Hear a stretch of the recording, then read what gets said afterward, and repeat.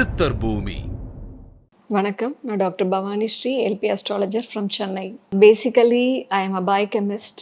I did my PhD in biochemistry.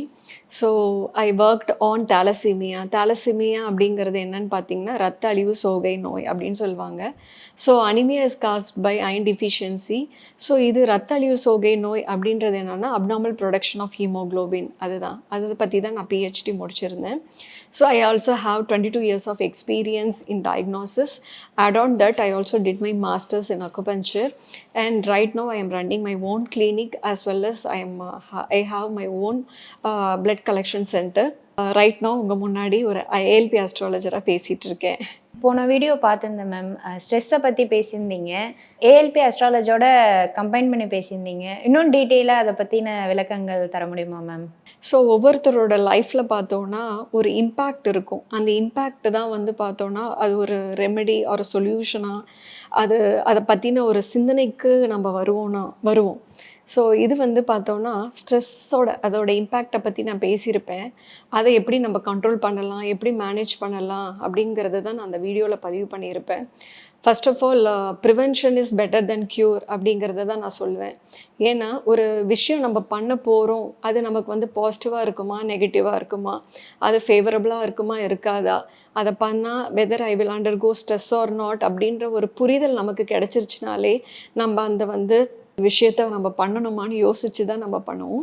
அதுக்கு முன்னாடி first of all I would like to thank doctor Podhuvudaimoorthy sir for give me this great opportunity as well as all the gurus of ALP astrology for giving me this wide knowledge and making me a ALP astrologer and giving predictions based on astrology. Thank you. First of all இந்த ஸ்ட்ரெஸ்ஸை பற்றி பேசும்போது நெருப்பு சுடும் அப்படிங்கிறது நமக்கு தெரியும். அதனால நம்ம அந்த தப்பை பண்ண மாட்டோம். ஆனால் லைஃப்பில் நிறைய விஷயங்கள் பார்த்தோன்னா நம்ம வந்து தெரியாமல் தவறாக நம்ம அதை பண்ணிடுறோம். இதை பண்ணணும், இதை பண்ணக்கூடாது அப்படிங்கிற ஒரு புரிதல் இல்லாமல் நிறைய விஷயங்கள் நம்ம லைஃப்பில் நடக்குது. ஸோ அதை வந்து நம்ம இந்த 12 பாவகங்களை நம்ம அனலைஸ் பண்ணி எந்தெந்த பாவங்கள் எனக்கு ஃபேவராக இருக்குது, எதை நான் பண்ணலாம், எதை நான் பண்ணக்கூடாது அப்படின்ற ஒரு விஷயத்தை நான் அனலைஸ் பண்ணாலே ஸ்ட்ரெஸ்ஸை கண்டிப்பாக கண்ட்ரோல் பண்ண முடியும் அப்படின்றத தான் நான் அந்த வீடியோவில் கொடுத்துருந்துருப்பேன். அப்பார்ட் ஃப்ரம் தட் என்னோடய கேஸ் ஹிஸ்ட்ரீஸ் எல்லாம் கூட நான் பதிவு பண்ணணும்னு விருப்பப்படுறேன். என்னென்னா ரீசெண்டாக வந்து என்னோடய ரிலேட்டிவில் ஒருத்தவங்களுக்கு வந்து she was identified with supra umbilical hernia. So அவங்களுக்கு வந்து லைக் 2025 அக்டோபரில் ஷி அண்டர்வெண்ட் ஆப்ரேஷன். ஸோ அந்த டியூரிங் த ஆப்ரேஷன் என்ன ஆச்சுன்னா she also had hernia plasty. Again வந்து ஹீமோவேக் ப்ளேஸ் பண்ணியிருந்தாங்க. ஸோ அகெயின் வந்து வித்தின் அ வீக் பார்த்தோன்னா she got a heavy fever. அப்போது அகெயின் வந்து வித்தின் 1 monthல again she underwent operation. Again 1 monthலேயே ஒரு திரும்ப ஆப்ரேஷன் பண்ணுற மாதிரி ஒரு சிச்சுவேஷன் க்ரியேட் ஆகிடுச்சு. ஸோ அவங்களோட ஹாரோஸ்கோப் வாங்கி அனலைஸ் பண்ணும்போது அவங்களுக்கு அந்த கரண்ட் பிளானிட்டரி பொசிஷன்ஸ் வந்து it's not favourable for her to undergo operation அப்படின்ற மாதிரி இருந்தது. அப்போது நீங்கள் நெக்ஸ்ட்டு கொஷின் கேட்கலாம், மேம் அப்போ ஒவ்வொரு வாட்டியும் நம்ம வந்து அஸ்ட்ராலஜி பார்த்துட்டு தான் வந்து ஆப்ரேஷன்ஸ் எல்லாம் பண்ணணுமா அப்படின்னு சொல்லி நீங்கள் கேட்குறது எனக்கு நல்லாவே புரியுது.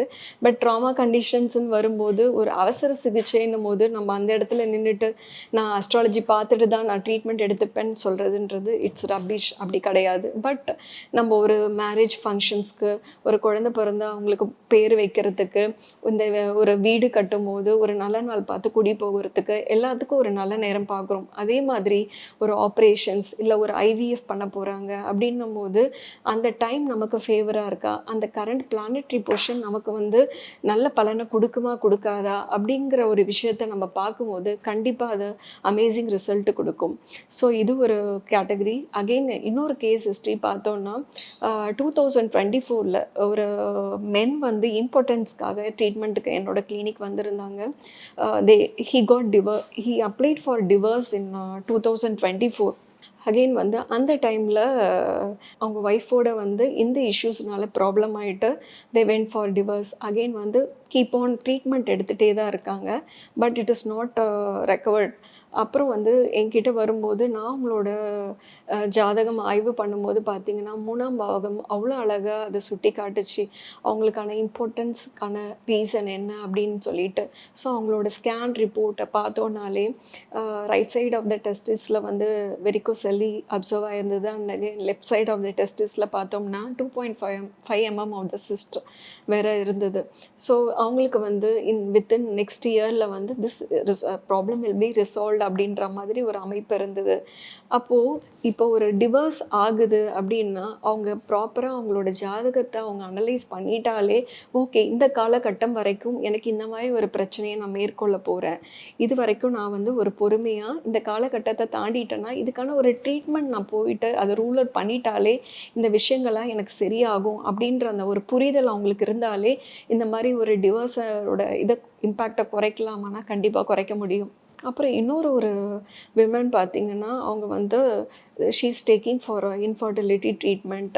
அப்போ வந்து அவங்களோட ஹாரோஸ்கோப் கொடுத்துருந்தாங்க அனாலிசிஸ்க்கு. அப்போ பார்க்கும்போது அவங்களோட 8ஆம் பாவகம் ரொம்பவே அஃபெக்ட் ஆயிருந்தது. Her uterus is not ready enough to carry the foetus அப்படின்ற மாதிரி ஒரு அமைப்பு இருந்தது. 8ஆம் பாவகம் ரொம்ப பாதிச்சிருந்தது. She also had RPL, that is recurrent pregnancy loss அவங்களுக்கு இருந்தது. அப்போது அவங்களுக்கு நான் கொடுத்த அட்வைஸ் என்னன்னு பார்த்தோம்னா அவங்களுக்கு 44 இயர்ஸ் ஆயிருந்தது. So whether you can go for adoption இல்லை வந்து நீங்கள் ஏதாவது ஒரு குழந்தைய தத்தெடுத்துக்கலாம் அப்படின்ற மாதிரி தான் நான் அவங்களுக்கு அட்வைஸ் கொடுத்துருந்தேன். பட் ஸ்டில் வந்து அவங்களுக்கு அந்த ஒரு குழந்தை வேணும் அப்படிங்கிற ஒரு எதிர்பார்ப்பு இருந்தது அவங்களுக்கு. ஸோ இந்த மாதிரி ஒரு மெடிக்கல் போகிறோம், நம்ம ஒரு IVF போகிறோம் அப்படின்னா நம்ம அதுக்கு வந்து ரெடியாக இருக்கோமா, நம்ம பாடி அதுக்கு வந்து தகுதியானதாக இருக்குதா, நம்ம அதை செஞ்சுக்கும் போது நமக்கு அது பாசிட்டிவாக இருக்குமா, நமக்கு அது ஃபுல் பெனிஃபிட் நம்ம அதனால் கிடைக்குமா அப்படிங்கிற ஒரு தெளிவு நமக்கு இருந்துட்டாலே நமக்கு அது ஸ்ட்ரெஸ் நமக்கு உண்டாகாது. இப்போ நான் 8ஆம் பாவகம் அஃபெக்ட் ஆகிருக்கு, அவங்களுக்கு அந்த அமைப்பு இல்லை அப்படின்னு வரும்போது அவங்க வந்து லாக்ஸ் கணக்கில் செலவு பண்ணி அந்த IVF பண்ணி அந்த இம்ப்ளான்டேஷன் பண்ணும்போது it doesn't give a positive result இல்லையா. ஸோ இந்த காலகட்டங்களில் அவங்க அதை அவாய்ட் பண்ணிவிட்டு ஸ்மார்ட்டாக ப்ரில்லியண்ட்டாக they can go for adoption. அது ஒரு ஸ்மார்ட்டான ஒரு விஷயமாக அவங்க பண்ண முடியும். பட் ஸ்டில் ஹியூமன் சைக்காலஜி பார்த்தோம்னா எனக்கு குழந்தை வேணும், நான் என்னோடய ஓன் இதாக இருக்கணும் அப்படிங்கிறதுல அவங்களுக்கோட ஒரு எதிர்பார்ப்பு இருக்குது. ஸோ நம்மளோட ஹாரோஸ்கோப்பை நம்ம அனலைஸ் பண்ணும்போது நம்ம வந்து நிறைய விஷயங்களை வந்து நம்மளை பாதுகாத்துக்க முடியுமானா கண்டிப்பாக பாதுகாத்துக்க முடியும். எல்லாருமே ALP ஆஸ்ட்ராலஜி படிங்க.